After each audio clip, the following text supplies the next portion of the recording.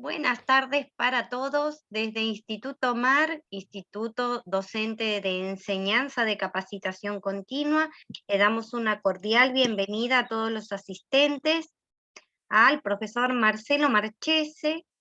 Él nos va a hablar, el tema es ser padres de un hijo con discapacidad. Sin muchos preámbulos le vamos a dar a él la palabra porque él nos va a explicar bien quién es él, de qué se trata el tema. Y bueno, y esta conversación va a girar en torno a las preguntas y respuestas que ustedes planteen o los comentarios. Así que son bienvenidos a participar en este conversatorio, como lo dice la palabra. Adelante, profe. Bueno, muchas gracias, Eve, muchas gracias, Marisa. Buenas tardes a todos los que están aquí presentes. Mi nombre es Marcelo Marchese, yo tengo 57 años de edad, vivo en Buenos Aires, en Argentina. Soy contador público, por un lado, actor, director, escritor y productor de teatro, por el otro. Pero más importante que todo, soy padre. Y soy padre de un hijo que a mí me enorgullece en el 200%. Nací y viví en la ciudad, en la provincia de Buenos Aires toda mi vida. Y, a ver, como para que se me conozca un poco, porque si no, no se va a comprender qué significa ser padre de un hijo con discapacidad, en mi caso. Yo provengo del conurbano bonaerense, de lo que se denomina el AMBA, el área metropolitana, de la localidad del Palomar, en el oeste, muy humilde, pero cuando hablo de muy humilde hablo de ya directamente muy pobre, en el cual, digamos, yo desde muy pequeño sentía que no cuajaba allí, que no era de allí, deseaba salir de ese ambiente, de ese mundo, y ya desde muy pequeño comencé a encontrar y a buscar trabajos de índole administrativo, cuando la media era generar operarios en ese segmento social. Eh, Comencé a salir de ese lugar y comencé a viajar, comencé a buscar otros horizontes, y dentro de ellos, o dentro de los objetivos que me planteaba, además de, digamos, mejorar económicamente, mejorar culturalmente, mejorar socialmente, también estaba el de tener mi propia casa. Cuando hablo de casa no me refiero a los ladrillos solamente, sino a la propia familia, a un hogar. Um, bueno, dentro de esa búsqueda conozco a Susana, quien luego va a ser mi esposa.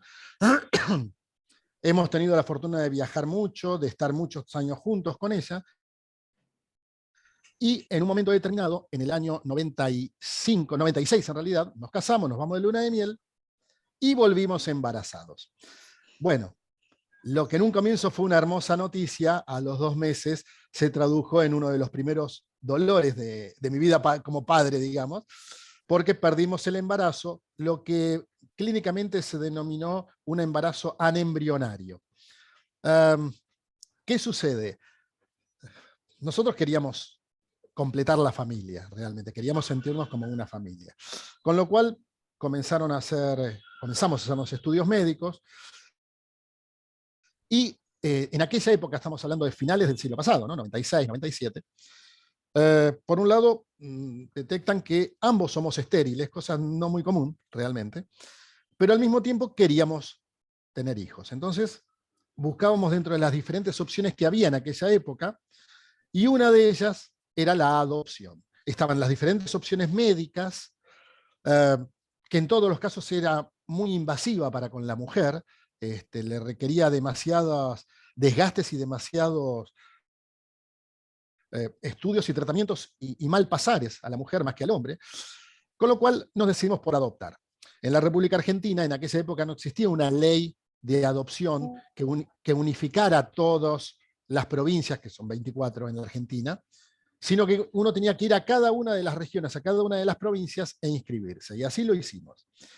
En un momento determinado, en una de ellas, en una de esas provincias, en la provincia de Salta, en el norte de la República Argentina, se da un caso de adoptabilidad de un chico que había sido abandonado, de un bebé que había sido abandonado, con enfermedades. Así era la noticia. Porque esto que sucedió fue noticia, o sea, fue noticia a nivel nacional, nosotros nos enteramos por los medios.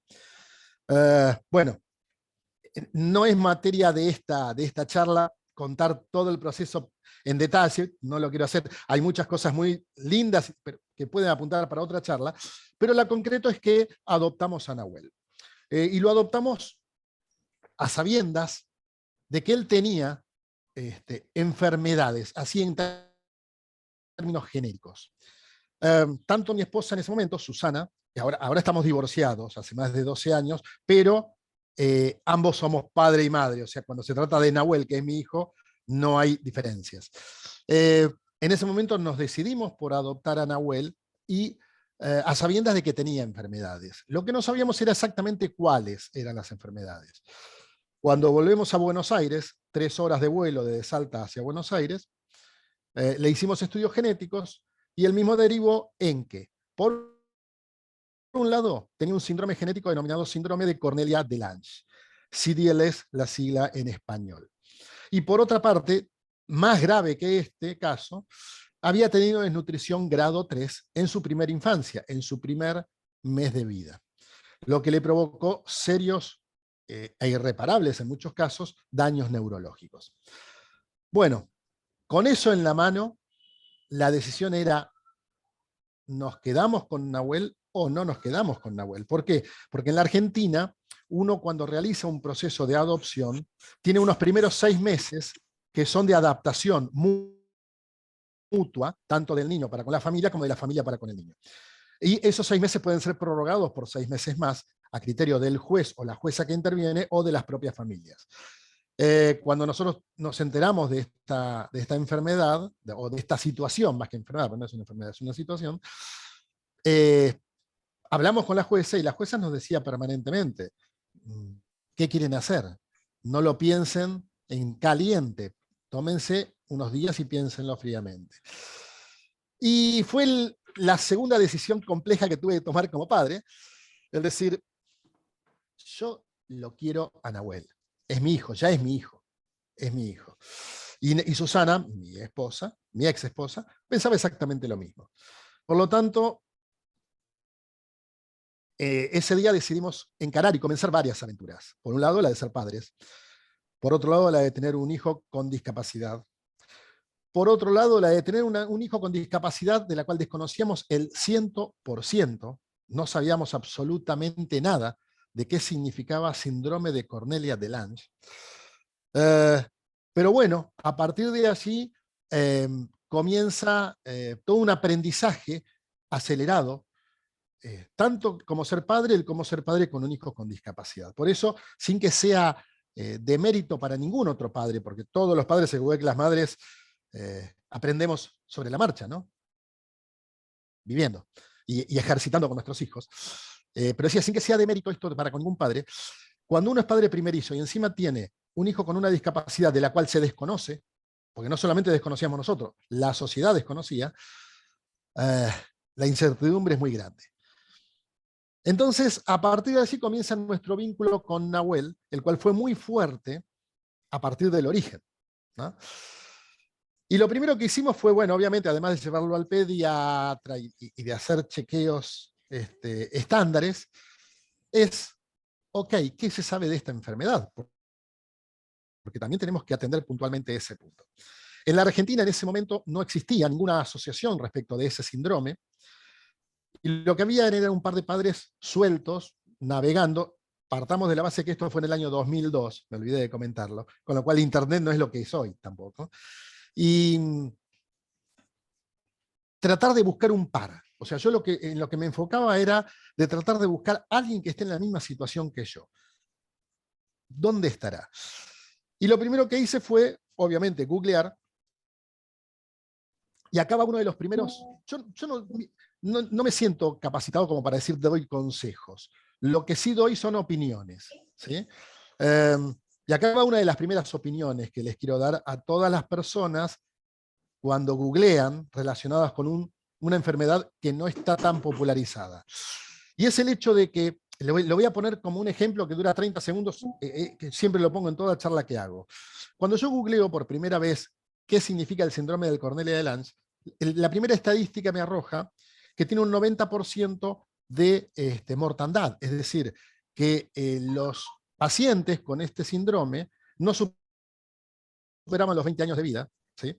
Y en muchísimos casos, en el 90% de los casos, morían desde muy pequeños. Claro, ya de por sí es escalofriante. Cuando uno comienza a profundizar y cuando logra contactar a alguien que esté en la misma situación, en mi caso fue primero en Estados Unidos y luego con gente de Italia, y comienza a hablar, cambian las cosas. ¿Por qué? Porque luego las estadísticas que buscando profundicé indicaban que en el síndrome, concretamente en este síndrome de Cornelia de Lange, existía una tendencia a no diagnosticarlo correctamente de parte de los médicos. ¿Por qué? Por desconocimiento. Por desconocimiento. Porque en muchos casos a los chicos o a las chicas que tienen alguna clase de síndrome y no pueden catalogarlo, los mandan a TGD, trastornos generalizados del desarrollo. Entonces, la estadística cambiaba, pero totalmente, porque si había solo un 10% diagnosticados correctamente como síndrome de Cornelia de Lange de un 100, ya comenzamos a ver que de 100, solo 10 eran síndrome de Cornelia de Lange, y de esos 10, 9 fallecían, con lo cual en realidad el famoso 90% original pasó a ser un 9% de mortandad. Y las edades comenzaban a superar esos 20 años. De hecho, Nahuel ya superó la barrera de los 20 años, mi hijo. Entonces, esto lo puse como ejemplo para qué. ¿Y por qué mencioné cuáles son mis orígenes? Porque uno, cuando se las tiene que rebuscar desde muy pequeño, tanto en lo económico como en lo social, como en lo cultural, está acostumbrado a no dejarse llevar por la primera impresión. Y está acostumbrado a que las cosas no le vengan, sino que las vaya a buscar, que salga a buscarlas. Y eso fue lo que sucedió con Nahuel, tanto en generar la adopción como en esta información que les acabo de comentar respecto de la primera estadística no tan grata, por así decirlo, ¿no? Y luego, obviamente, nunca es grato que haya porcentaje de mortandad, pero por lo menos fue mucho menos ingrato que la primera impresión. Con lo cual, el primer peldaño que nosotros como familia tenemos con respecto de Nahuel arrojó estas cuestiones de incertidumbre, pero de mucha energía y de un enorme desafío, que en definitiva eso es, para un padre que comienza una relación con un hijo con discapacidad, ya sea que nazca biológicamente o que lo adopte, es el primer paso, el decir, abro los ojos, no me dejo llevar por la primera impresión que tenga, ni tampoco por la impresión de muchas de las personas que nos rodean, porque también eso se daba en nuestro caso. Yo estoy rodeado, por suerte, de mucha y buena gente, sinceramente gente que nos quiere y muy bien, pero el miedo, la ignorancia, inclusive el exceso de afecto para con nosotros, hacía que lo primero que nos dijeran era, che, te vas a meter en un problema, cosas por el estilo. Cuando en realidad nosotros no lo veíamos de tal forma. Yo les puedo asegurar que fueron muy poquísimas, pero muy poquísimas, y cuando le hablo de muy poquísimas, no me alcanzan los dedos de la mano, las personas que nos dieron el espaldarazo para decir, sí, vayan viaje que los bancamos, vayan y entren en este juego de la vida que nosotros estamos con ustedes. Muchos se abrieron, muchos lo que vieron fue una familia que potencialmente a futuro es conflictuada porque no los vamos a invitar ya que no pueden controlar a sus hijos y mil etcétera de ese tipo. Con lo cual, la primera etapa de acostumbramiento y de desafío, ¿sí? Llega, como lo acabo de decir, con Nahuel a nuestra familia. Y un pequeño agregado que me olvidé decirles, cuando nosotros traemos a Nahuel desde la provincia de Salta a la ciudad de Buenos Aires, el diagnóstico médico indicaba, lo traemos cuando tenía 4 meses y medio de vida. Y el diagnóstico médico indicaba que no tendría más allá que 1 año más de vida. Es decir, desde el momento que lo traíamos le diagnosticaban 1 año de vida debido a la gravedad de su situación. Bueno, de más está decir, como dije recién, cumplió 20 años y 7 meses, así que por suerte en ese caso la medicina no acertó, ¿no? Si ustedes quieren, Eve y Mari, esta es la primera escala, por si quieren preguntar algo respecto de lo que hablamos, y continúo luego con cómo fue la vida con Nahuel en casa. No sé si hay alguna consulta en el chat. Para mí está siendo clarísima la exposición y me gustaría que sigas. Ahí, Estoy acá, yo sigo, A pero ver, Eve, no, Eve, quería comentar que hace un ratito dijo Violeta que se iba a sumar y Marisa que nos había comentado que le interesaba mucho escuchar porque ella tenía un chiquito con TDAH, creo dijo. Entonces, particularmente le interesaba la conversación, así que en cuanto se unan, quizás se pueda hacer un mini resumen de todo esto que estamos escuchando. Y mi pregunta para Marcelo es, más allá del gran amor por Nahuel y esto de no hacer oídos sordos de las opiniones de los demás, seguramente habrá tenido muchos sinsabores en este proceso. ¿Qué fue lo que a él lo ayudó y lo motivó constantemente a seguir adelante con esta, como decía, esa esperanza sombría de vida que le daban de un año y ver año tras año el crecimiento y el desarrollo de Nahuel? Me imagino una gran inspiración y un gran orgullo, pero en momentos de flaqueza, ¿qué era lo que te motivaba? ¿Qué era lo que junto a tu ex esposa? bueno, sigo con la segunda etapa porque eso va dentro de la Ah, segunda etapa, bueno, pero está muy bárbaro. buena la pregunta. Está muy buena Yo la quisiera hacer pregunta. una pregunta, por favor. Sí, claro. ¿Puedo? Sí. Señor Marcelo, quisiera hablar directamente. Mire, por ejemplo, aquí en Ayaviri, en Perú, mucho hablamos de que de las personas, por ejemplo, que tienen, digamos, ¿no? Es un compromiso, digamos, cómo criar a un hijo que no es de tu sangre, cómo aceptar. Y en este caso, usted adoptó a Nahuel, Ujú. se hizo su padre. Usted Sí, es su padre, sí. Nahuel. Pero ¿cómo hizo posible, o sea, el hecho de aceptar a una persona o sea, sanguíneamente no es su hijo, biológicamente no es su hijo?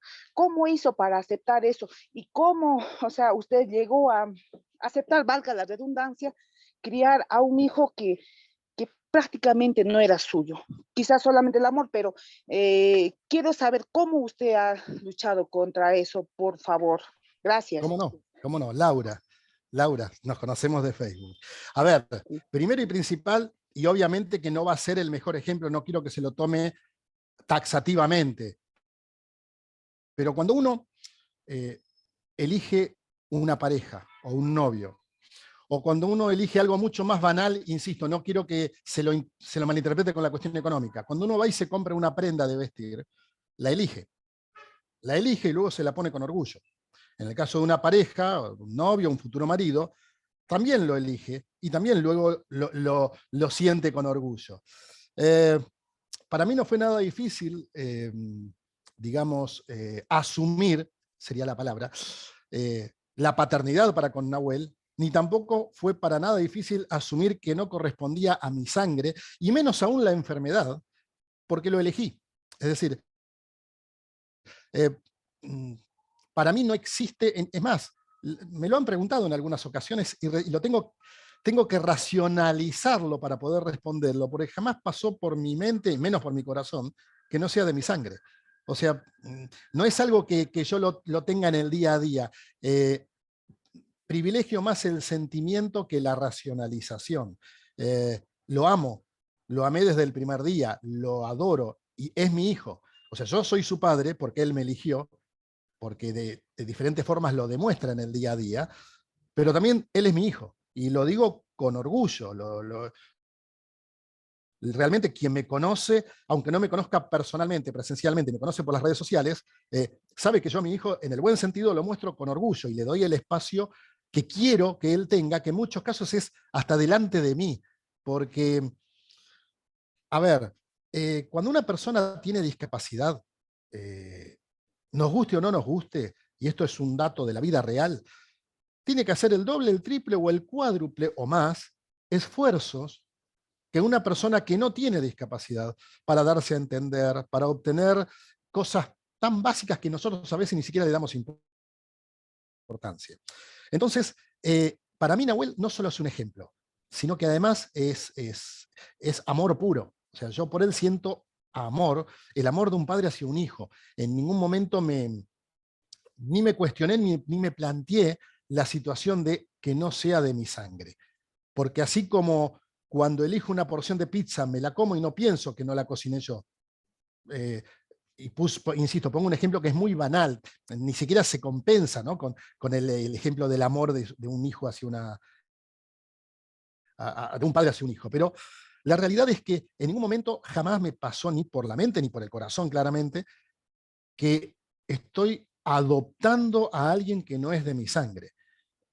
Nahuel es mi hijo, punto. Y lo amo con todo lo que yo tengo. Entonces, no importa de qué sangre sea, desde mi punto de vista, ¿no? Con lo cual, a mí no me costó en absoluto asumir eso, como tampoco me costó asumir la enfermedad. Yo sabía cuando lo trajimos a mi casa, a mi hogar, sabía que él tenía dificultades de carácter de salud.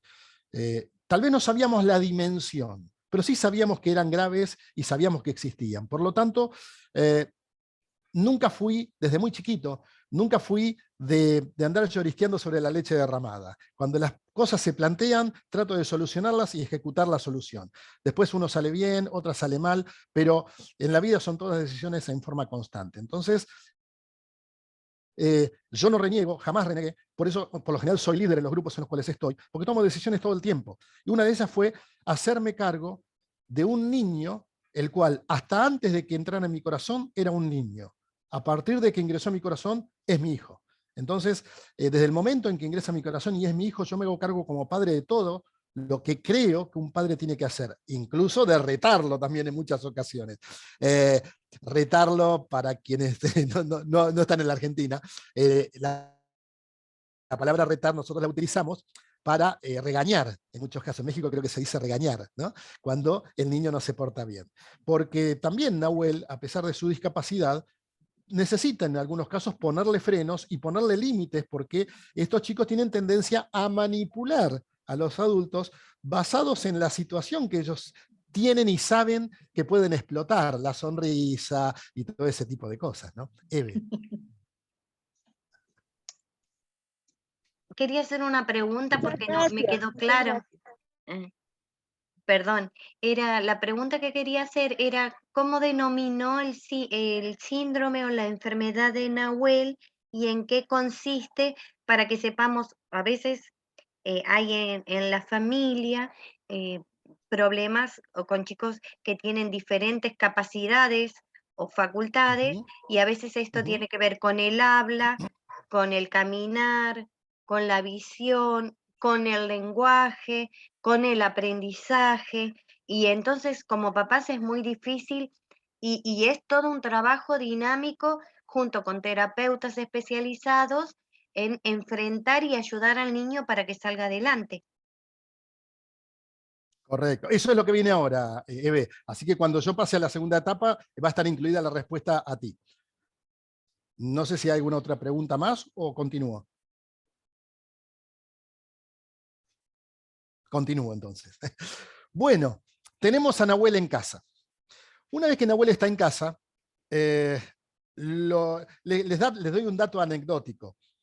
Hay un montón de situaciones pequeñas que me gusta comentar porque hacen al contexto de lo que estamos hablando. El nombre de Nahuel tiene origen en una tribu aborigen llamado los mapuches, aquí en la República Argentina, que están en la zona cordillerana. Y significa tigre. Aquí en la Argentina hay una frase muy habitual que un padre con orgullo suele decir de sus hijos, cuando está orgulloso de sus hijos, que dice algo así como hijo de tigre, como diciendo, claro, estoy orgulloso de que él haya salido como yo. Bueno, a Nahuel le pusimos justamente Nahuel, tigre. ¿Por qué? Porque yo también tuve una infancia muy compleja, inclusive en términos de salud, no tan grave como la de él, pero sí también muy, muy, muy difícil. Y mi ex esposa también sabía de ello. Entre otras cosas, por eso le pusimos Nahuel, hijo de tigre. Lo que significa, para nosotros, desde nuestro punto de vista, que es un luchador nato. Con su sonrisa, con sus tiempos, y ahora voy a entrar en tu consulta, Eve, porque forma parte de lo que quería contar. Nahuel es un tractorcito que derriba los obstáculos que se le van poniendo en el camino, a su manera y con sus tiempos y con sus fortalezas. Y nosotros venimos a colaborar, a proponer herramientas, a poner, en muchos casos, a salvaguardarlo a él, porque el mundo, nos guste o no nos guste, es cruel, en muchos casos es cruel, y bueno, yo soy de los que me gustan proteger, pero me gusta que crezcan también con sus propios medios en la medida en que lo que se pueda. Cuando nosotros traemos a Nahuel a casa, una de las cosas que hacemos es justamente hacerle un estudio genético. Y el estudio genético arroja que tiene síndrome de Cornelia de Lange. ¿Qué es el síndrome de Cornelia de Lange? Bueno, eso fue lo primero que tuvimos que averiguar. En sí, el síndrome de Cornelia de Lange es muy amplio en sus, digamos, en las afecciones respecto de los pacientes. Y no significa que todos los pacientes tengan que tener todas las cualidades. Por eso quiero hacer una salvedad. El síndrome de Cornelia de Lange puede afectar de forma genérica, desde hidrocefalia, puede tener problemas de carácter renal el paciente, como características que no son determinantes, que no son, digo, tan graves, tiene las cejas tipo como lo que habitualmente decimos galleguito, o sea, una ceja muy tupida y continua, tiene el paladar ojival, con lo cual muchas veces tiene inconvenientes de carácter en los dientes, en las dentaduras. Puede tener retrasos madurativos, puede, por ende, tener retraso psicomotriz, inconvenientes, defecciones o hasta no poder movilizar los miembros inferiores. Suelen tener las manos más pequeñas que lo estándar y los pies también más pequeños. En fin, características hay muchas. Y por ende, dependiendo de las características, de las afecciones que tengan, va a ser la consecuencia que a cada niño o niña paciente con síndrome de Cornelia de Lange se le produzca. En el caso específico de Nahuel, lo que más lo afectó fue, perdón, me quiero retrotraer al síndrome de Cornelia de Lange. Yo me comprometo en otra charla, si ustedes lo desean, a abordar y con material el síndrome en particular, como para que se tenga más información. Eso no hay ningún inconveniente. Volviendo a Nahuel, en el caso concreto de Nahuel, tiene el síndrome de Cornelia de Lange, claramente, pero además lo que a él más le afectó fue la desnutrición grado 3. Entonces, partiendo de esa base, si no hubiera tenido la desnutrición grado 3, Nahuel muchas de las funciones las tendría operativas, las tendría trabajando. ¿A qué me refiero con esto? Nahuel no controla esfínter. A sus 20 años usa pañales, no controla esfínter. No camina por propia voluntad. Estamos trabajando, y muchos desde hace muchísimo tiempo, con terapias, y él recién aprendió a descargar el peso de los pies hace poco tiempo, sobre el piso.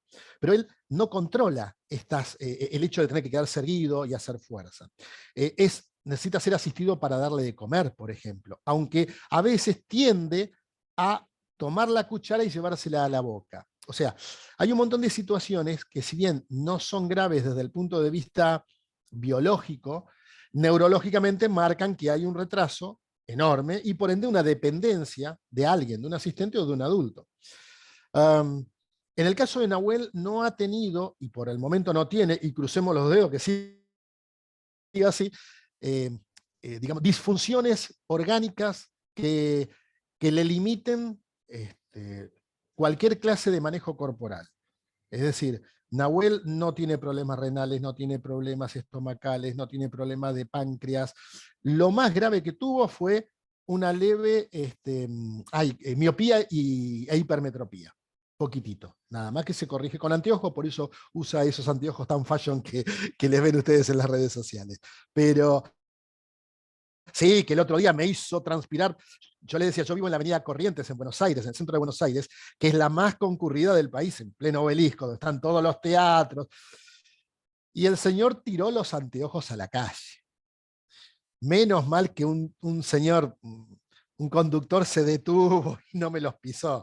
Bueno, nada. Por supuesto, después lo regañamos, ¿no? Pero son pequeñas cositas. Pero digamos que el caso de Nahuel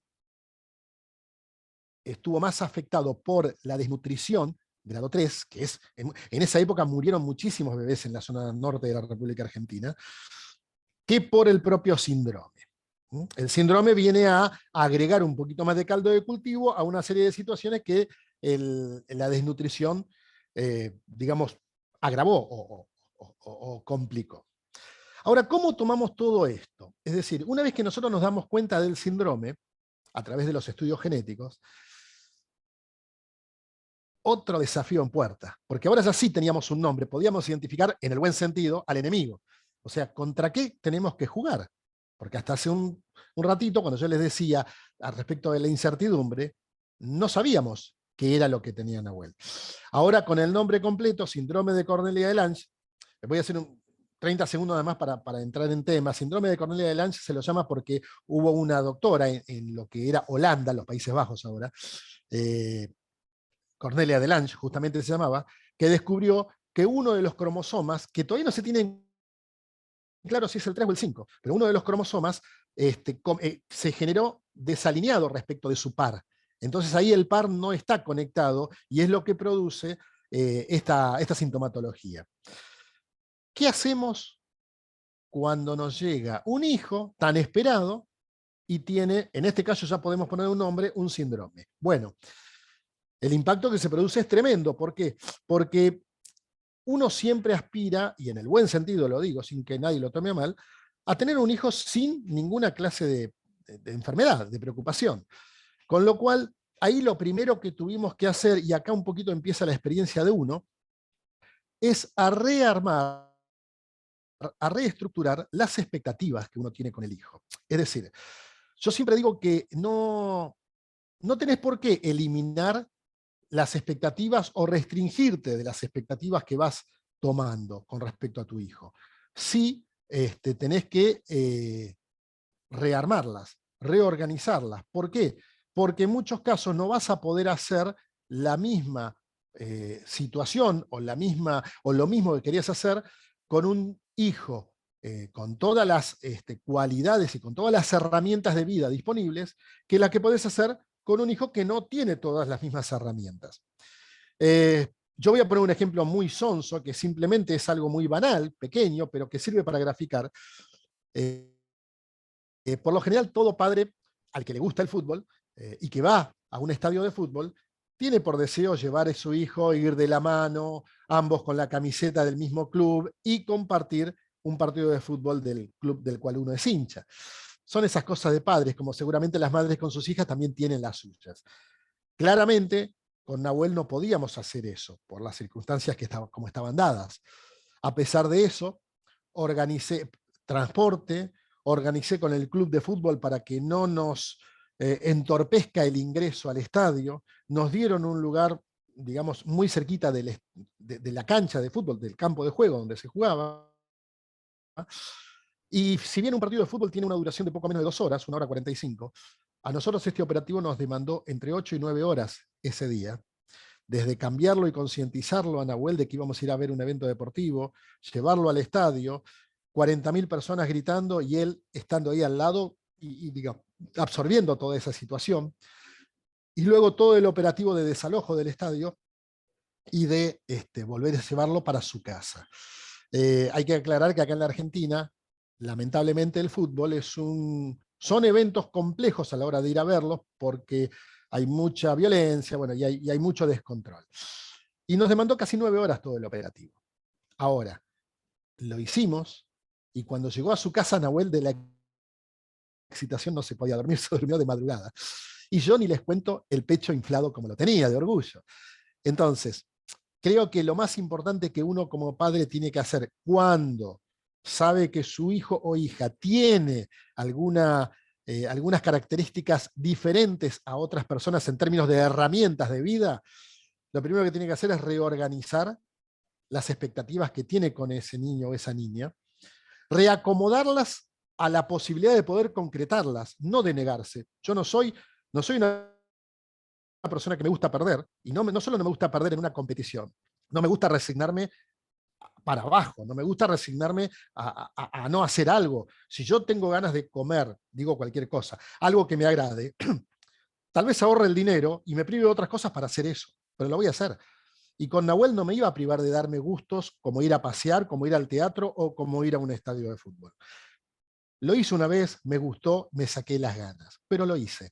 Entonces, creo que lo más importante es que cada uno, como padre o como madre, reacomode sus expectativas, porque se pueden concretar, tal vez no de la forma en que uno originalmente creía, pero se pueden reacomodar y sacarle el jugo y disfrutarlo de la misma manera.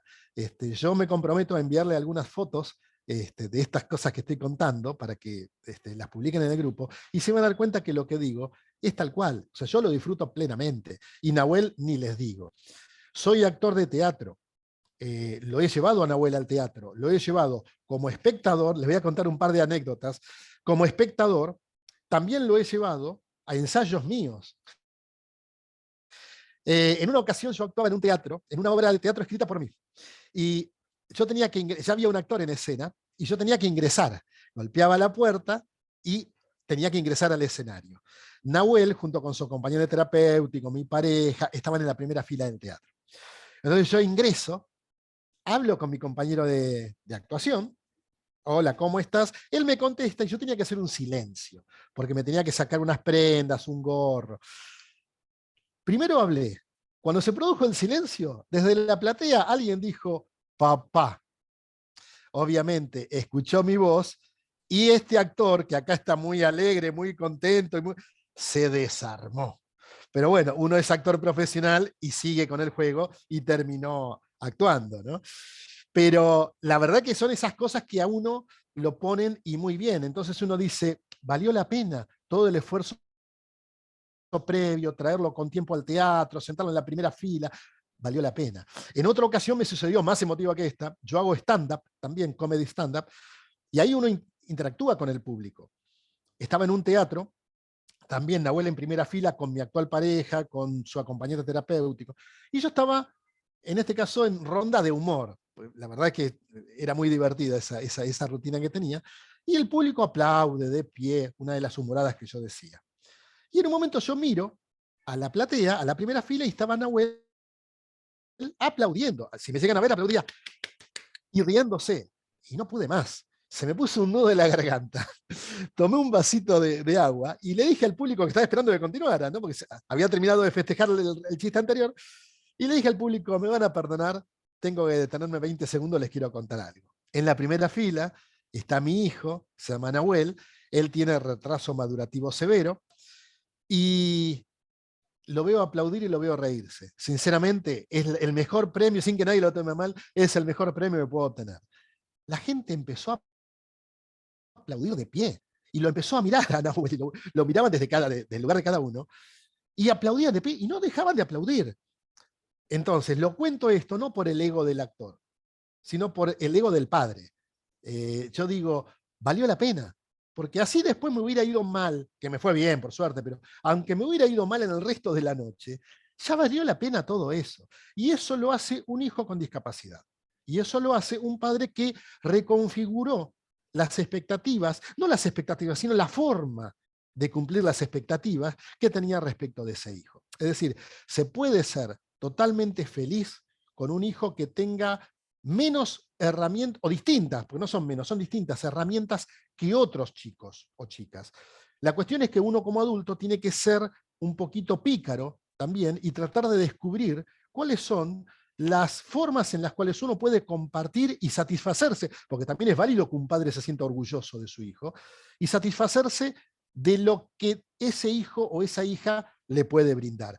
Que siempre, y en todos los casos no hay excepciones, son muchas las cosas que nos pueden brindar los hijos con discapacidad. Entonces, acá comenzamos ya a llegar a otra etapa dentro de la familia. Ok, ¿cómo superamos ese primer impacto inicial? ¿Cómo nos motivamos luego de esas primeras motivaciones iniciales, pero a lo largo de todo el tiempo?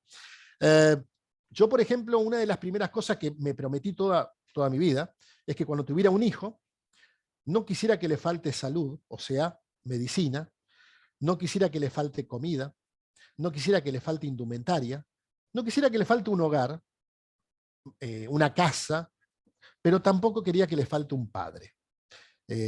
Yo le dedico tiempo a él. Y el dedicarle tiempo a Nahuel hace que, entre otras cosas, uno pueda ir sabiendo cómo se comunica, cómo expresa que tiene que ir al baño, cómo expresa que tiene apetito, cómo expresa que le duele algo, o simplemente cómo expresa alegría, porque no todo es malo, al contrario. Entonces, yo creo que lo más importante que uno tiene que asumir es que un hijo o hija con discapacidad, independientemente de cuál sea la discapacidad, esto no hace a ninguna en particular, va a insumir más tiempo, eso está claro.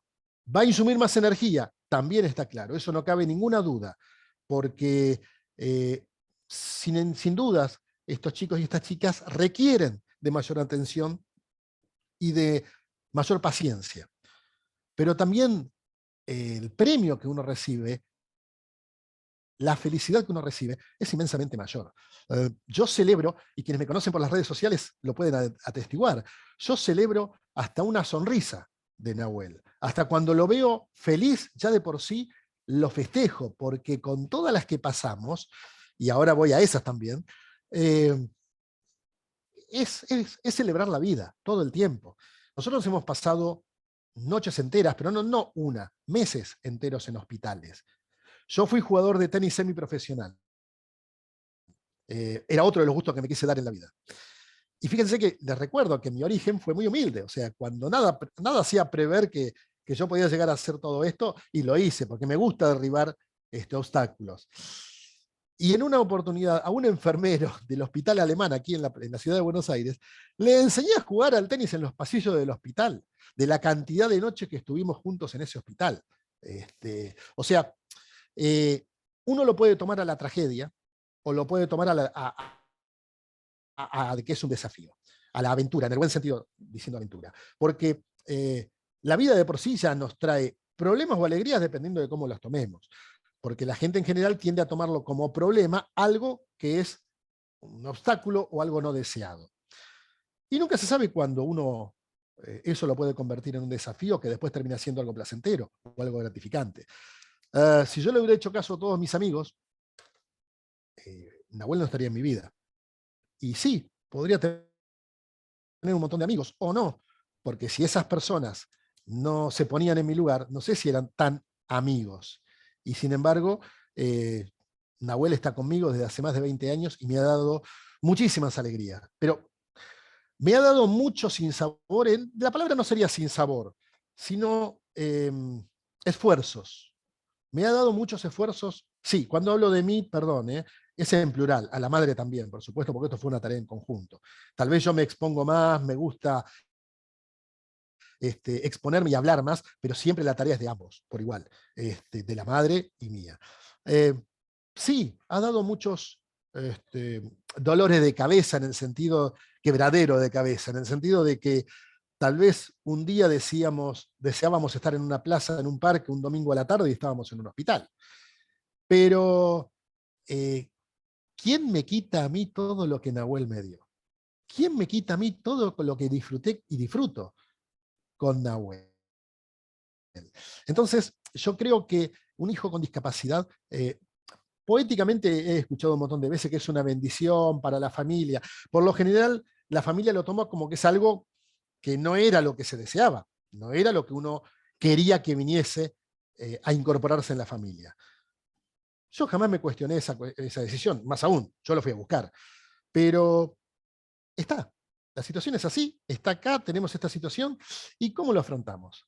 Entonces, llorar sobre la leche derramada, como decía en un comienzo, no aporta absolutamente nada, ni a los padres, ni al niño o niña. Y trabajar sobre eso sí. Lo que muchas veces los adultos estamos tan contaminados, los adultos no nos damos cuenta de la enorme cantidad de pequeñas cosas que no valoramos en el día a día. Yo con Nahuel, una de las cosas que hago y que me encanta es valorar lo cotidiano, valorar un sonreír, un mirar una flor, un mirar un pájaro, o sea, la risa espontánea por el simple hecho de reírse.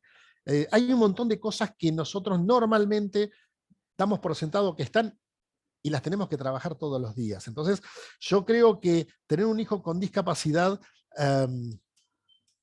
es algo hermoso. Es algo hermoso y que nos redescubre mucho, ¿no? Después hay mucho... Sí, Eve, sí. En algún momento de su conversación mencionó que estaba Nahuel con su acompañante terapéutico. ¿Es bueno y necesario para que los papás tengan una pausa o puedan hacer otras actividades, el acompañamiento de profesionales o asistentes para que, por ejemplo, si quieren, no sé, digo lo más mínimo que se me ocurre, dormir una mañana más después de tanto hospital y de tanto cansancio, ¿qué importancia tienen estos asistentes en la vida de un niño con discapacidad? Bueno, y justamente iba a pasar a eso exactamente ahora. Te me venís adelantando, bien, bien. A ver, no, está perfecto. El tema es así. Todo lo que yo comenté es de una familia, ¿ok? Ahora, una familia con un niño o niña con discapacidad. Ahora, normalmente, y esto no hay, yo creo que el peor síntoma que puede haber es esconder una realidad, por lo menos yo en mi vida jamás lo hice y no me gusta, aunque sea malo, me gusta saber contra qué tengo de pelearme frente a frente. Creo que lo primero que hay que hacer es tener conciencia de que en la casa una personita necesita de una mano extra, ¿sí? Ahora, en muchas ocasiones, los dos adultos de la casa, si es que los hubiera, porque hay familias disfuncionales, en la cual queda solo la madre, con el niño o niña con discapacidad, y en muy raras excepciones el padre, generalmente es la madre, no da abasto para todo ello, porque tiene que trabajar, porque además también hay una cuestión emocional y espiritual de la mamá o de los padres. Entonces, yo creo que hay dos elementos que son elementos en el buen sentido, herramientas, que son muy importantes para que todo esto se pueda llevar a la práctica. Primero, apoyo y contención de carácter psicológico. ¿Por qué? Yo jamás en mi vida fui un psicólogo, una psicóloga, jamás hice terapia, pero me nutrí de la vida para hacerme, la vida fue mi propia terapeuta.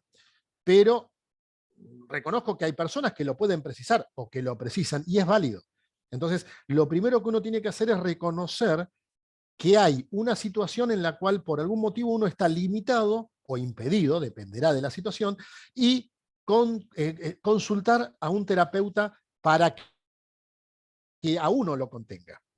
Y por otro lado, esa misma situación, pero llevada al niño o niña, se produce a través de un acompañante terapéutico. Es decir, el descargar en alguien que esté capacitado para realizar una tarea con el niño o la niña en la casa, el descargar aquellas tareas que tal vez son rutinarias o que son pesadas, ya sea por la tarea que hay que realizar o porque psicológicamente a uno lo remueven, descargarlas en una persona que está capacitado para ello. Y uno, el restante tiempo que tiene, lo comparte y mejora la calidad del tiempo que comparte con ese hijo o esa hija. ¿Por qué? Yo solamente voy a poner un ejemplo muy vulgar, que no es mi caso, solo para tratar de graficarlo. Supongamos que en la casa hay un niño o niña que es muy pesado en términos de físico, o sea, que es grande físicamente o que tiene un volumen de peso muy alto. Y que la madre o padre sean menuditos. Entonces, cargarlo de un lugar al otro lleva un esfuerzo bastante importante, además del riesgo de que se caiga o lo que fuere. En esos casos se puede tener un acompañante terapéutico, yo lo recomiendo totalmente, un acompañante terapéutico que realice esas tareas, que le dé de comer, que en muchos casos lo higienice, mientras uno está haciendo otras tareas en la casa o laborales, para que después, cuando uno está con el hijo, con la hija, el tiempo que comparta sea mucho más puro, sea depurado. Salvando las distancias, esto es como cuando uno pide comida en un delivery. Obviamente, uno puede cocinar en casa y qué más rica la comida que se cocina en casa, pero en muchos casos, ya sea porque uno está agotado por la noche, o porque celebra, o por lo que fuere, pide comida en un delivery y en definitiva no está resignando algo, simplemente está delegando algo y ese tiempo lo utilizó para relajarse o para estar mejor. Acá pasa exactamente lo mismo, con la diferencia de que sí hay que tener mucho cuidado y hay que ser precavido respecto de la persona que se contrata como acompañante terapéutico. Porque, como pasa en todos los ámbitos de la vida, lamentablemente hay muchos aprovechadores y hay muchas personas que dicen ser lo que no son realmente, y ahí perjudicamos a nuestro hijo. En algunos países hay asociaciones de acompañantes terapéuticos. Aquí en la Perdón, esa fue mi computadora. Aquí en la Argentina hay una asociación que se está gestando de acompañantes terapéuticos, pero si no también, o sea, yo conozco acompañantes terapéuticos que puedo recomendar aquí en el ámbito de la ciudad de Buenos Aires. Son no solamente una herramienta útil, en el buen sentido de la palabra, una herramienta humana útil, sino también son una muy buena mochila donde uno puede descargarse para que uno esté en mejor estado emocional y físico y pueda compartir con su hijo mucho mejor tiempo, mucha mejor calidad de tiempo compartida. No sé si soy claro. La verdad es que yo sí lo recomiendo tanto lo terapéutico para aquellas personas que lo precisen, que así lo necesiten, como los acompañantes terapéuticos, porque los acompañantes terapéuticos nos permiten poder limpiar paja de trigo, digamos, ¿no? Poder sacar provecho a que nosotros después podamos estar con mucho mejor disponibilidad, energía y tiempo con nuestros hijos. Sí, sí, claramente, Eve. Marcelo, Sí. iba a comentar algo, que mucho depende a veces, lamentablemente también, de la situación económica de la familia, porque según la obra social que tengamos, no sé cómo se llamará en otros países como Perú, como México, pero es esa asistencia extra al hospital público, digamos así, algunos pueden tenerlo, otros tal vez no. Uh-huh. Pongo un ejemplo que no tiene que ver con un hijo discapacitado, pero vos sabés la situación que yo pasé de tener por lo menos 3 ACV, la parálisis facial y todas las mil y una situaciones de salud que tuve, y cuando tuve acompañante terapéutica, yo, por ejemplo, lo que soñaba era que llegue la hora para que se vaya. Supongo que sería un alivio tal vez para mi familia, pero las actividades que me proponía y todo, sí, me gustaban, pero claro, no era tal vez momento de que ella me conociera tanto, sino de cosas más urgentes. Entonces a mí se me ocurrían las mil y una ideas, según mi manera de ser, más ingeniosas, más creativas que al acompañante. Y después esto me hizo recordar, yo, por ejemplo, de mis 5 hijos biológicos, tengo un varón y una nena con trastorno por déficit de atención, que Eve recién mencionó a una Ajá. de las participantes que tenía esa preocupación, y aunque no es algo tan grave como lo que nos estás contando de Nahuel, sí son situaciones que agotan mucho a la familia, sobre todo al ser primeriza, como fue en el caso de ustedes, y no conocer el tema. A mí me ocurrió con el mayor de mis hijos que en ese tiempo no se hablaba directamente del Claro, TDAH, y claro. yo traduje del inglés información, hice unos líos, lo llevé a terapeutas que me dicen, pero usted fue a otra antes que acá, porque ¿cómo sabe usted que el chico tiene esto? No, le digo, porque investigué mucho, siempre me gustó investigar. Pero bueno, Eve y yo, que en un punto, en algún momento fuimos parientes, ¿no es cierto, Eve? Teníamos a nuestra suegra querida, que nos dedicaba un día a cada una de nosotras para quedarse con nuestros hijos. Las dos teníamos muchos Claro. hijitos, no todos tenían un trastorno ni nada por el estilo, pero el solo hecho de que sabíamos que ella se quedaba con nuestros hijos y nosotras podíamos utilizar ese día en la actividad que quisiéramos, hacía que volviéramos con esa energía que vos decís, renovados para volver a la carga, ¿no? Con todo lo que la vida nos pone por delante.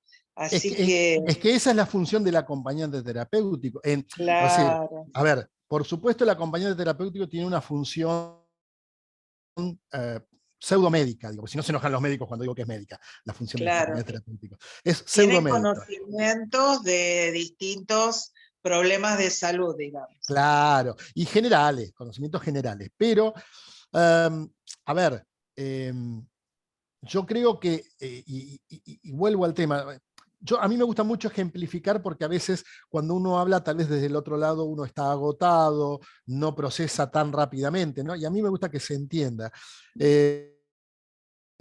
Esto es el equivalente, insisto, no valen las comparaciones, pero a cuando uno contrata a una persona para que limpie la casa de uno.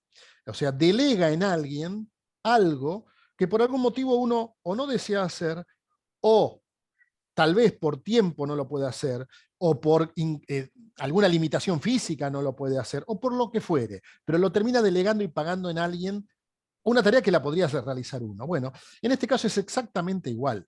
Es decir, yo en alguna ocasión tuve un pequeño enfrentamiento con la mamá de Nahuel, justamente, porque esto de los acompañantes terapéuticos lo empezamos a utilizar después de habernos divorciado. Cuando estábamos juntos, estábamos los dos y nos complementábamos, un poco lo que decías vos recién, Mari. Cuando yo comencé a tomar un acompañante terapéutico, la mamá de Nahuel, dentro de su inconsciencia y de su rabia, no había ninguna clase de mala voluntad, me acusó de no querer a mi hijo por, digamos, por tercerizar algo que debía hacer el padre.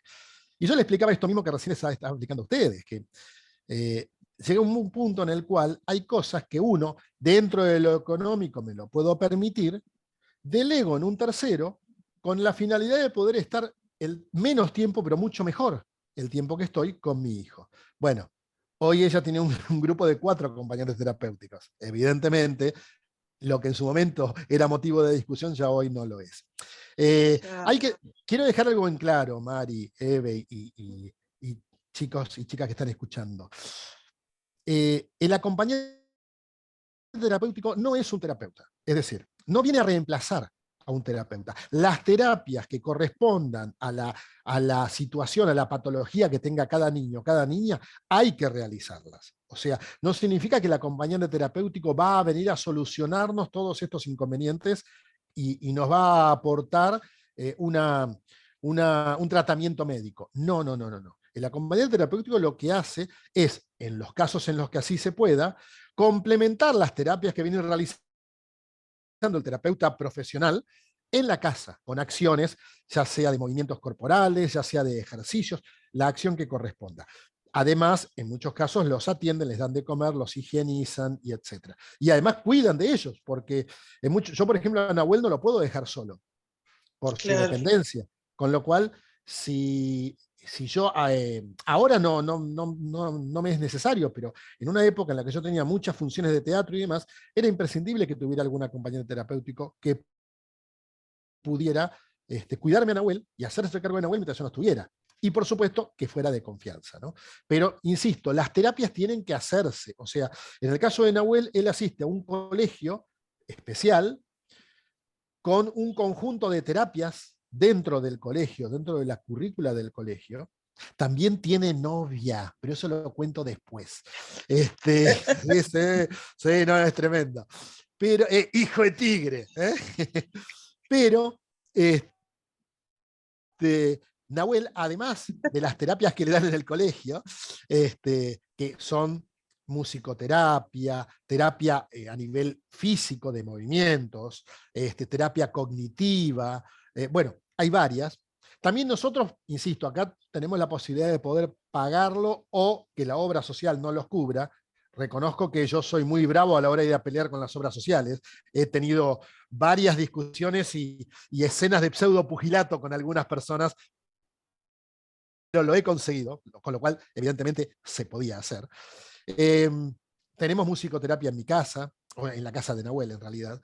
Tenemos una terapia específica que es para los movimientos de la cadera, de la columna. Hacemos equinoterapia, él hace terapias con caballitos. Yo he publicado en algunas redes sociales algunos movimientos de él.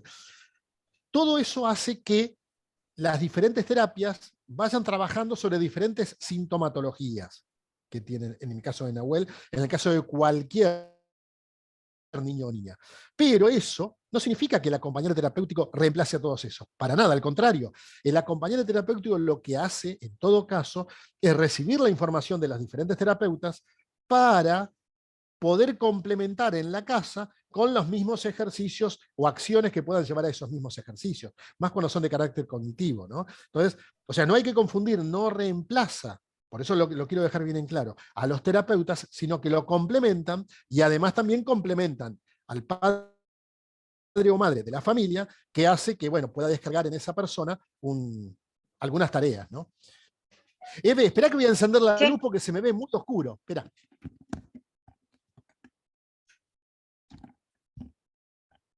Ahora se ve un poquito mejor. sí, perfecto. No, era un comentario que justamente a todo niño con discapacidad o sin discapacidad, en realidad, aunque efectivamente tenga un lazo muy estrecho con sus papás, sus hermanos, sus tíos, sus abuelos, en realidad afectivamente y emocionalmente tiene que aprender a convivir con otros de su entorno, porque si no el día que, por ejemplo, pasó una emergencia, que uno tuvo que ser hospitalizado por una cirugía menor, en realidad el chico, por ejemplo, puede largarse a llorar o tener episodios de miedo o porque está acostumbrado a estar constantemente con su mamá o con su papá, genera una dependencia que no es sana para ningún vínculo en la formación de cualquier niño. Exacto, es verdad. A ver, yo les cuento un ejemplo de mi vida cotidiana. Yo no tengo ningún problema en hablar de mi vida porque por suerte no tengo doble cara, ¿no? Eh, con la mamá de Nahuel nosotros nos divorciamos en el año 2010, después de estar 17 años juntos. Como en todo matrimonio, por supuesto, si uno se divorcia es porque hay diferencias, pero las diferencias son netamente conyugales. Para nada, yo, no, o sea, yo me saco el sombrero respecto de ella como madre, es una madraza. Lo mismo como mujer, simplemente que en nuestra relación conyugal teníamos diferencias. Ahora, como dije recién, como madre, para nada, es totalmente indiscutible. ¿Qué sucede? Cuando yo me voy de casa, me voy a vivir a mi casa, etc., hubo un tiempo en el cual no estuve en pareja, hasta que luego de a poco comienzo a estarlo. Y el señorito, Nahuel, mi hijo, marcaba su territorio. A ver, él pasaba de estar, y yo había tomado los recaudos necesarios para que tratase de no extrañarme, de que estuviera siempre presente, pero la señora que estaba a mi lado no era la mamá y, bueno, marcaba su territorio. De hecho, en alguna ocasión hasta tuve que hablar con la señora en cuestión, la cual, bueno, tuvo un comportamiento que no correspondía y punto. No es esa la parte de la anécdota que quiero contar. Él marca su territorio respecto de, este es mi papá. Entonces, un poco a lo que ibas vos, Eve. Yo siempre partí de la base de que un niño, en este caso, porque mi hijo Nahuel es niño, pero si fuera una niña sería la misma situación, el hecho de que tenga herramientas diferentes a las de otros niños o niñas, no significa que no sienta y no piense lo mismo que pienso y siento yo. Y si yo soy una persona que me gusta relacionarme, yo voy a él a ofrecerle la posibilidad de que él también pueda relacionarse. Después él elegirá si desea hacerlo o no, pero por lo menos le ofrezco la posibilidad. Yo tenía una agencia de viajes mayorista muy grande en su momento en la Argentina, y en la sociedad rural todos los años se hace una feria que se llama Feria Internacional de Turismo, que se hizo el fin de semana pasado en este caso.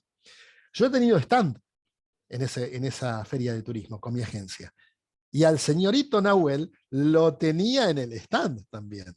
Y el tipo le gustaban las luces, le gustaban las reuniones, lo he llevado a teatros, tanto a ver funciones como a verme a mí. Lo he llevado, como dije, a una cancha de fútbol. Acá, en pleno microcentro de la ciudad de Buenos Aires, lo conoce la mitad de la avenida Corrientes. Porque tengo que enojarme para que no le den pizza, helado, Coca-Cola, porque pasamos por los diferentes locales, saludamos. O sea, a mí me encanta que Nahuel se relacione. Y me encanta que maneje diferentes escenarios. Lo que sí también uno tiene que ser cauto como adulto es a no producirle un exceso de estímulos. ¿Por qué? Porque en el caso de Nahuel, siendo que su problema es neurológico, o su sintomatología pasa por lo neurológico, cuando lo inundás de estímulos, para él es un conflicto, porque no logra racionalizar todo lo que recibe, y después está lo que habitualmente uno dice pasado de rosca. O sea, no duerme, está súper excitado. Entonces, uno ahí sí, el adulto es el que tiene que tratar de compatibilizar hasta dónde llega el límite. Pero no por una cuestión de egoísmo, sino por una cuestión de sanidad, en este caso, en mi caso, de Nahuel, ¿sí? Pero yo soy partidario de que se relacione, pero no solamente de relacionamiento con otras personas. Por ejemplo, una de las cosas que a nosotros nos gusta mucho es sentarnos en un futón, en un sillón que tenemos, y mirar la televisión. Entonces, mientras miramos la televisión, compartimos, jugamos a los codazos, nos empujamos, ¿no? Pero también nos descubrimos, por ejemplo, qué le gusta a él. Yo sé que me gusta a mí, obviamente, pero ¿qué le gusta a él? Por ejemplo, le gustan los Minions, porque por la voz aguda que tiene y por los colores que tiene. Entonces le llaman la atención.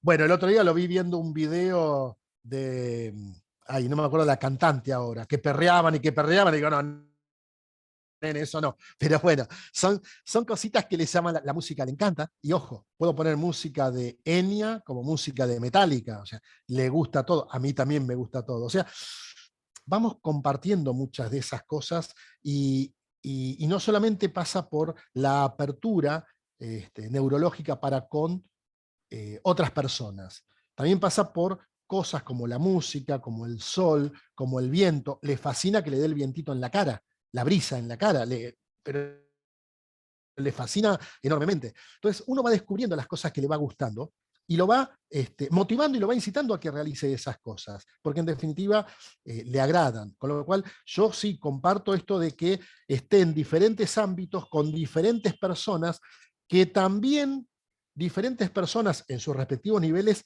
le pongan los límites, como ser un terapeuta, como ser un docente, dependiendo de la sintomatología, porque también hace que los padres tengan un menor desgaste. Porque si no, los padres todos sabemos, todos los que tienen hijos aquí van a acordar a lo que yo voy a decir ahora. Nos manipulan, nos marcan el tiempo, nos manejan el tiempo, y es una lucha constante por el desgaste de estar todo el tiempo con ellos, ¿no? Entonces, yo creo que es sano y es bueno que reciban estímulos de diferente índole. Música, visual a través de una televisión, de un cine, contacto con otras personas, con animales. Equinoterapia es algo que yo recomiendo, pero totalmente, totalmente, obviamente, a las personas que así lo precisan, ¿no? A Nahuel le encantan los perros, por ejemplo. Yo tengo un vecino acá, en otro departamento, con un perro que es, en el buen sentido lo digo, es malo con todo el mundo. Le gruñe y le ladra a todo el mundo. Lo ve a Nahuel y se derrite, pero es una cosa que vos decís, no, bueno, no, nada, es una cuestión de sensibilidad. Y guay de que alguna otra persona le diga algo a Nahuel, se pone adelante ese perro y no te deja pasar. Entonces, yo creo que, mirá, creo que a grandes rasgos, Eve, Marisa, Sidali, Laura, Fanny, Maritza y Clara. Yo creo que un padre o una madre, cuando tiene un hijo o una hija con discapacidad, todos los días, absolutamente todos los días, uno tiene que aprender qué es lo que precisa ese hijo o esa hija. ¿Cuál es la forma de comunicarse con él o con ella? ¿Qué es lo que desea? ¿Qué es lo que quiere? Pero también qué es lo que desea uno. Todos los días es un aprendizaje. Y es lindo, es muy lindo, porque si no la vida es un poquito aburguesada. Y no, alguno puede pensar, bueno, claro, Marcelo lo dice desde la situación tal vez económica que tiene. Pero ojo, yo trabajo todos los días, trabajo 12 horas por día, más Nahuel, más teatro, más mi vida misma, y vengo de muy abajo, por eso lo quise recalcar en un comienzo, porque creo que esas cosas se buscan, no se esperan. Creo que es un aprendizaje diario el estar con un hijo con discapacidad, el conocerlo, el tenerle paciencia, el tratar de ver qué desea, qué quiere, porque la felicidad de él también es la felicidad nuestra. Y aprender de él, o de él o de ella, ¿no? Aprender a mirarlo a los ojos y ver cuando es feliz, que son las cosas que normalmente no le damos bolilla en la vida cotidiana. Estamos más apurados por tomar el ómnibus, por no llegar tarde al trabajo, y hay veces, a mí Nahuel me baja a tierra, yo siempre digo esto, en esas cosas, ¿no? También es muy importante adaptar la casa. A ver, ¿qué quiero decir con esto? Yo tengo un dúplex, o sea, son 2 pisitos, la mamá también. Pero claro, Nahuel es un poco complicado a la hora de maniobrarlo físicamente. Más para la madre que para mí. Yo todavía lo puedo maniobrar, pero a la madre ya se le complica. Entonces, es importante tratar de ver cuáles son las acciones que hay que tener con el hijo, para que, por ejemplo, en el caso de Nahuel, todas las cosas estén en una misma planta y no tener que subir escaleras con él. Adaptar la cama o el colchón, la bañera, hay sillitas para ponerles cuando uno los baña y no ponerlos en el piso, por ejemplo. O sea, yo creo que hay que buscar esas cosas que a uno hagan que no le sea un esfuerzo hacer tal, o menos esfuerzo en todo caso, hacer tal o cual cosa, que al niño o la niña no le hagan mal y que le hagan bien inclusive. Si le gusta luces de colores, si le gusta la música, tener un aparato que emita música cerca de él, una radio, un celular, cualquier cosa.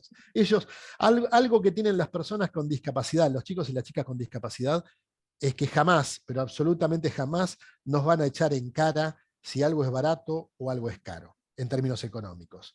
Ellos aceptan lo que estemos dispuestos a darles. La cuestión es que nosotros estemos dispuestos a darles, ¿no? Yo con Nahuel tengo un lenguaje que es único. Salgo a pasear con él y personas que desean conectarse con él no lo entienden. Pero yo sí lo entiendo, la madre también. Bueno, desarrollamos ese lenguaje único porque le dedicamos tiempo, lo observamos, lo miramos, vemos qué precisa, qué no precisa, y vamos aprendiendo. Es así, todos los días se va aprendiendo. Marcelo, vamos viendo que pasan los minutos y es un placer escucharte. Pero haciendo un pequeño resumen de cosas que creo que tendríamos que después seguir pensando, analizando en soledad, ¿no? Hablaste algo muy importante para mí, que es reprogramar las expectativas como padres. Otra cosa que me pareció muy importante es el buscar información, el pedir ayuda si hace falta, el valorar a los docentes y a otras personas que están participando dentro de la educación del hijo, y ayudar a nuestros hijos a poner en palabras cuando no saben hacerlo frente a otros que lo rodean, sea dentro de la familia, de la sociedad o de las instituciones educativas, para que ellos puedan dar todo dentro de sus posibilidades, como cualquier otro ser humano, como mencionaba recién Eve, ¿no? Nosotras que estamos en nivel inicial sabemos un montón de eso, ¿no? Claro. De lo que es quedarse de pronto por primera vez lejos de mamá y papá, con gente que miran hacia arriba y dicen, ¿y esta quién es? El tener cuidado hasta en los gestos que hacemos. El otro día yo, en una charla con unas chicas que están estudiando a nivel inicial en Perú, les decía, no solo el tono de voz, la manera en que nos paramos, en que los miramos, los gestos, podemos hacer que un nene se haga pis encima con una cara que les ponemos. Entonces son cosas muy delicadas, ¿no? Nosotros como docentes tenemos que valorar haber estado presente en esta charla, Marcelo, donde nos contaste esta historia desde el lugar del papá, ¿no? Inclusive en representación de la mamá. Y yo doy fe por el tiempo que hace que te conozco, todas las aventuras y desventuras de Nahuel me las conozco, Y te aseguro que yo cuando empezamos a planear esta charla me enteré que era adoptivo Nahuel. Nunca me lo hubiera imaginado. Así que fue hermoso, la verdad, compartir contigo esta charla, y en el caso de Marisa y otras personas que tengan interés en otros temas sobre discapacidad, pueden plantearlo en el grupo de Marcelo, que tanto Marcelo como cualquiera de los profesores del instituto, o si hace falta conseguir a otro con el que no contemos en la actualidad, podríamos dar temas sobre estas dudas que puedan tener. Fanny levantó Me la mano. hiciste acordar. ¿Quién? Fanny. Ah, Fanny, te gracias, escuchamos. buenas tardes. Mil disculpas, no puedo habilitar la cámara porque mi señal de Wi-Fi está un poco débil. Entonces, si la habilito, me escuchan robotizada. Muy, muy rico el compartir. Qué lindo se te escucha, Marcelo. Ese amor fluye por todos los poros. Qué bonito. Quiero compartir una experiencia como docente y que su merced, Marcelo, como pues que está ahí de cerca y la experiencia que tiene. Nosotros tenemos un niño que es autista. La experiencia fue triste porque aunque seamos docentes, desconocemos total sobre el tema. Entonces, el estudiante llega a la institución, nadie nos dice, nosotros en Colombia estamos haciendo énfasis en la educación inclusiva y es obligatorio que todas las instituciones reciban niños de inclusión, cualquiera que sea su discapacidad física, cognitiva, bueno. Entonces llega un estudiante para grado 9 de bachillerato y no se nos informa nada, pero una vez paso el patio y le veo pegado a la pared, hay un kiosquito, entonces les voy a hacer el dibujo, hay un kiosco y allí es la sala de arte y él está pegado a la pared, pero él no levanta su cabeza.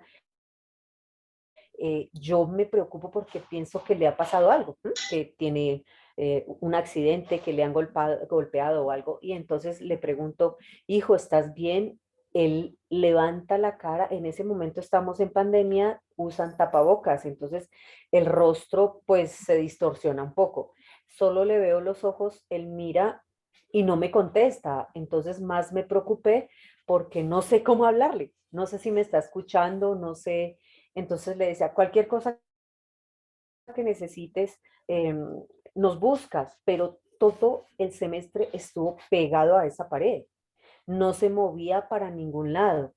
Luego entonces, pues inquietos preguntamos qué pasa y se nos ha dicho que es absolutamente normal, que él está bien, que él está tranquilo, que prueba de ello es que quiso que le compraran el uniforme. Acá en Colombia, en los colegios privados u oficiales, varios utilizamos uniforme. Entonces, ha pedido que le compren el uniforme y que eso era símbolo de que estaba feliz, pero él no lo manifiesta. O sea, yo no le veía, porque pues nosotros estamos acostumbrados a que la felicidad se demuestra con risa, con movimientos, con juegos, y él es absolutamente estático, los ojos no son expresivos. Una Claro. experiencia hermosa, pero muy difícil de entender. ¿Sabes qué, Fanny? Si yo no escuché mal, tú cuando dijiste que lo habías ido a ver al lugar donde estaba este chico y que originalmente estaba con la cabeza hacia abajo, mirando hacia abajo, pero cuando tú le hablaste, él levantó la cabeza y te Sí, miró. sí, ¿Sí? sí, sí, Bueno, señor. ahí se comunicó. Tal vez Ay, qué lindo. nosotros no interpretamos que eso puede haber sido comunicación, pero sí, un autista se comunica a través de su mirada. En este caso, piensa que una persona que tiene autismo monta, lo digo sin ser médico, porque no soy médico ni mucho menos, pero monta algo así como un blindaje, porque para esa persona todos los estímulos que vienen del exterior no los desea, excepto los que él quiera, excepto lo que él despeje. Y en tu caso, ya sea seguramente tu voz, porque la debe haber escuchado previamente, le dio el ok, le abrió las puertas y te miró. Y esa fue la forma en que convalidó la comunicación contigo, el inicio de comunicación tuya, ¿entendés? Ay, sí, Exacto, y a muchas veces gracias. estas políticas educativas Ah, se imponen sin tomar en cuenta cosas tan básicas como el hecho de que los docentes estén preparados para asumirlas. exacto. Así que bueno, gracias a Dios que la mayoría de los que hemos estudiado estas carreras que tienen que ver con la docencia, sin importar prácticamente la parte económica, nos ponemos a investigar cuando tenemos algún alumno con alguna dificultad, hemos ido a ver a los médicos, a los psicopedagogos, psicólogos, y bueno, yo acá creo que he conocido a todos los que viven en la ciudad, porque durante 35 años fui maestra de nivel inicial, así que imagínense. Claro, pero Marisa, surge como una inquietud y una movilización propia en primera persona de ustedes, no porque el Estado les haya proveído de toda No, esa no, no. información. Por eso comprendo perfectamente a Fanny, porque, y muchas veces cuando lo he manifestado en cursos de capacitación, me han tratado de fascista, de todo, O sea, porque, dinero para las campañas políticas siempre hay, no tengas ningún problema. Ahora, para este tipo de situaciones claro, que son muchísimo más económicas, no, sos una fascista, olvídate. porque una vez yo dije algo por el estilo, y vos sabés qué clase de persona soy, por eso me animo a decirlo, Obvio, aunque obvio. tengas vos un hijo discapacitado. Yo dije, el hecho de que cualquier tipo de discapacidad se acepte en una escuela de las llamadas comunes, ¿es para beneficio del niño o para cumplir la fantasía del padre? Casi me sacan a las patadas, pero te lo juro que lo pregunté desde el amor, porque veía como a veces los niños discapacitados eran maltratados en algunas Claro. situaciones, en otras dejados en un rinconcito, u otras todo lo contrario, se iba toda la atención hacia ellos y los que eran dejados de lado era el resto de los alumnos. Entonces, bueno, yo creo que cada uno hace lo mejor que puede cuando le tocan estas situaciones, y cuando la hacemos desde el amor, raramente nos equivocamos, Fanny. Yo Así después, que creo. después de Eve quiero dejar dos pequeñas reflexiones, dos líneas como para cerrar, pero Eve está No, levantando la mano. Sí, no, debe estar preocupada por los cursos que vienen después. no, no, estaba haciendo un comentario en Jardín de Infantes, como docente de Jardín de Infantes hace muchos años, teníamos una Sí. nenita con epilepsia. Eran otros tiempos donde la maestra, por ejemplo, se le permitía dar medicación, ahora no se permite, ahora tiene que venir el papá o la mamá a administrar la medicación, y la nena tomaba todas las tardes, una hora antes de salir, una medicación, pero ocasionalmente convulsionaba y había que estar pendiente y saber al principio el susto durante un ataque de epilepsia de una nenita de jardín fue terrible, porque uno se desespera y no sabe qué hacer. Y después, en realidad, preguntándole a mamá, al papá, al médico, entonces estábamos como que había que controlarla, tratar de que no se lastimara, estar cerca de ella, pero los que se asustaban eran los otros chiquitos del jardín. Entonces también fue todo un trabajo comunitario donde el grupo ya era diferente y el grupo aprendía, es como que aprendía a cuidar a esa nena y eran muy compañeros y compartían, y la verdad que fue una experiencia. Hizo los 3 años de jardín, sala de 3, sala de 4 y sala de 5, y bueno, después empezó primer grado, es otra experiencia, ya no la vi, pero realmente eran tiempos muy difíciles y sí, es como que la atención de la maestra y del grupo se ve alterada, pero nada, Tal te quise cual. contar eso, Yo Marcelo. dos reflexiones finales que quería dejar como para cerrar todo esta charla. A ver, una es aprendamos a decir sin ningún tapujo que nuestros hijos son personas con discapacidad. Es decir, no hay que tenerle ni miedo, ni vergüenza, ni pánico, ni terror, ni nada que se le parezca a una palabra que se llama discapacidad. Porque en muchos casos, poéticamente se lo trata de decir con capacidades especiales, todo lo que uno desee. Pero la realidad siempre hace que uno pueda tener los pies sobre la tierra y saber cómo actuar. Entonces, si la realidad es que una persona tiene una discapacidad en el orden y en la gravedad que fuere, no importa, eso es el primer paso para poder asumir que tiene que actuar. Y luego vendrá el cómo debe actuar. Y eso va a ser tanto beneficioso para los padres como para el hijo o hija. Eso es lo primero. Por eso muchas personas se sorprenden cuando yo hablo y digo, mi hijo tiene discapacidad. Y no capacidades especiales, poéticamente podemos decir lo que deseemos. La realidad es esa. Y yo prefiero manejarme con la realidad. Al que no le gusta puede mirar para otro lado y puede escuchar otra cosa, pero yo me manejo con ese criterio y a mí y a mi hijo nos va muy bien, con lo cual es lo que más nos interesa. Y el otro elemento que siempre quiero dejar en claro es que todas las mañanas, tenemos que tomarlo como un desafío y como un aprendizaje nuevo, porque estos niños y estas niñas con discapacidades son una caja de Pandora.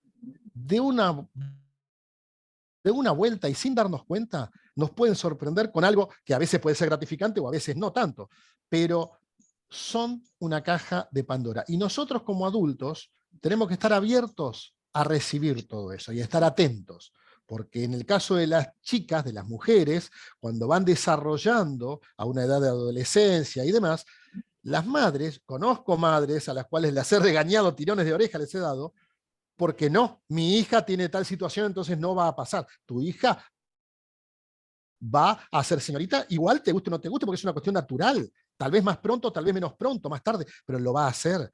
Entonces, hay cosas que uno, en este caso la madre, con las mujeres, con las niñas mujeres, tienen que trabajar, así como nosotros los varones, y yo ya estoy en este periodo, tengo que trabajar en la cuestión, en la salud sexual de mi hijo, que no será la misma que tal vez tengan los hijos de mis amigos. Bueno, es la de mi hijo. Entonces, tengo que ponerme a trabajar también con respecto a eso. O sea, no hay que escaparle a esas situaciones. Todos los días aprendemos algo de ellos, tengamos el corazón y la mente abierta para eso y disfrutémoslo porque son irreemplazables, son irreemplazables. Muchas gracias, Marcelo. Estamos muy agradecidos por tu tiempo. Nos quedamos con la duda para la ¿De qué? próxima de Sí. cómo es el tema de la novia de Nahuel. Ahora nos quedamos pensando para que nos cuentes un poco ese tema, porque nos vamos a quedar con todo ese tema pensando. Pero seguramente vamos a tener una próxima conversación contigo en ¿Cómo no? breve. Y bueno, vamos a seguir profundizando acerca de este tema y las diferentes problemáticas como de padres a hijos. Y bueno, agradecemos Totalmente. mucho a Fanny, a Clara, a Xitali, a Maritza, a Alexa, a Laura. Y bueno, Instituto Mar se enorgullece la calidad de seres humanos y de profesores bueno, que están brindando con tanta devoción este ciclo de conversaciones. Muy amable, Marcelo, Muchas por gracias. darnos tu tiempo. Muchas gracias Marcelo, ya A sabes ustedes. todo lo que te aprecio y no dejo de comentarles a las participantes y a los que después vean la grabación, porque por algún motivo no hayan podido estar presentes. Ah, quedó que, grabado todo esto. Uy, no me peiné ni me afeité. Bueno, no importa. Ay, mira vos. Uno es coqueto. Y yo me fui y me pinté los labios. Prometo mandarles alguna foto y algún videito por el grupo de WhatsApp, si es que así lo desean y si es que se permite, ¿no? Sí. Pensé que te ibas a pintar los labios. También, ¿no? ¿Por qué no? Después. ¿Por qué no? Bueno, lo que las invito es a las que quieran tener un certificado de participación en este evento, saben que nosotros dependemos para que se acredite a nivel internacional del Instituto Sevilla, y eso tiene un pequeño costo que es lo que nosotros le abonamos a ellos. No es obligatorio, ustedes se quedan con el conocimiento de lo que hemos hablado acá, pero en caso que quieran obtenerlo, hablan luego conmigo, con Eve, por privado, y les vamos a pedir un resumen de lo que han aprendido en esta conversación. Si les quedó alguna duda, le pueden preguntar seguramente a Marcelo.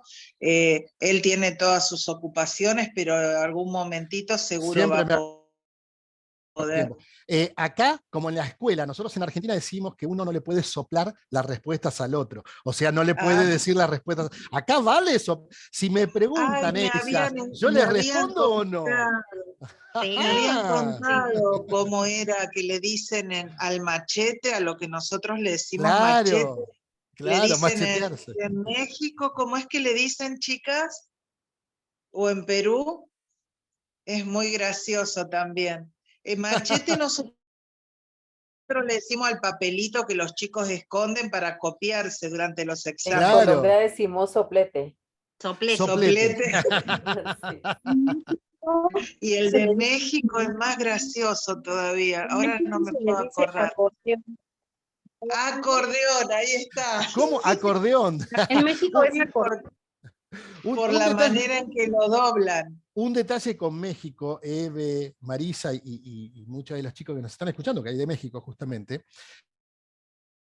Ustedes recuerdan que yo el año pasado hacía un programa por mi canal de YouTube que se llama Hora de Inclusión, que no tengo dedicado 100% a la discapacidad, con entrevistas y una especie de magazine, que no tengo ningún problema en ponerlo a disposición, lo voy publicando en el grupo, no tengo problema. Pero iba a otra cosa, cuando lo veían personas de México, no sé de qué región, pero de México, y varias personas de México, me dijeron que de estos temas en México no hablaban. No era común en lo cotidiano hablar de discapacidad, cosa que me sorprendió y mucho. Yo tenía muchos oyentes, o gente que le miraba el programa, que eran de México. Me acuerdo de Guadalajara, por ejemplo, del DF también. Y me llamó la atención, bueno, por suerte hay gente acá en México que está interesada, ¿no? que está bueno, en lo que pueda colaborar con gusto. Sí. Viste que a veces las sociedades van despertando a los distintos temas en distintos momentos. Yo Sí, conozco muchos de África que me han comentado que también el tema de la discapacidad, aún en esta época, se sigue hasta ocultando. Que realmente cuando en nuestros países sucedía eso, los chicos no lograban desarrollarse tan plenamente. Claro. Tampoco los padres. Tampoco los padres. E inclusive morían prematuramente. Sí. Yo tengo, no, miento, mi mamá tiene un primo con síndrome de Down, y era llamativo en la época esa porque los padres se preocupaban porque aprenda a tocar un instrumento, porque aprenda a ir a hacer un mandado, y hoy en día trabaja en un supermercado en la ciudad de Bahía Blanca, y en un momento cambiaron de dueños y decidieron despedirlo. Vos podés creer que se hizo un paro de clientes en Bahía Blanca, dejaron de comprar ese supermercado hasta que no volviera el chico a trabajar. Y está muy bien. Así que bueno, va cambiando el mundo, gracias a Dios, y se van aceptando situaciones que nos pueden ocurrir a cualquiera en nuestra familia. Nos va a retar la señorita Eve. No, le quería decir que Alexa manda saludos para todos, que su batería está muy baja, y quería agradecerle a Maritza, que encendió su cámara y nos estuvo saludando, ahí estuvo compartiendo con su cámara porque venía manejando, y a pesar de eso estuvo atenta a toda la conversación. Así que bueno, muy buenas tardes. Llegó bien, ¿no? Todos. Llegó bien, Marisa, ¿no? Sí, ahí está en su casa. Sí. Así que bueno. Bueno, no, por las dudas, digo. No, todo bien. No se preocupen, que esta grabación queda, por supuesto, a disposición de todos y de Marcelo. Nos pasan su correo electrónico, y en cuanto se desgrabe, porque ha sido al final una grabación de 1 hora 40 minutos, tarda un poquito. Yo les advertí que cuando me ponía a hablar, hablo, ¿no? Bueno, profe. Yo se los advertí. No hay problema. Estamos muy agradecidos. Buenas tardes Por para favor. todos. Nos vemos en la próxima conversación. Buenas tardes, que nos esperan otros profesores y alumnos. Feliz Chao, chao. tarde. Chao, chao. Que tengan muy buenas tardes todos. Chao, chao. Gracias, igual.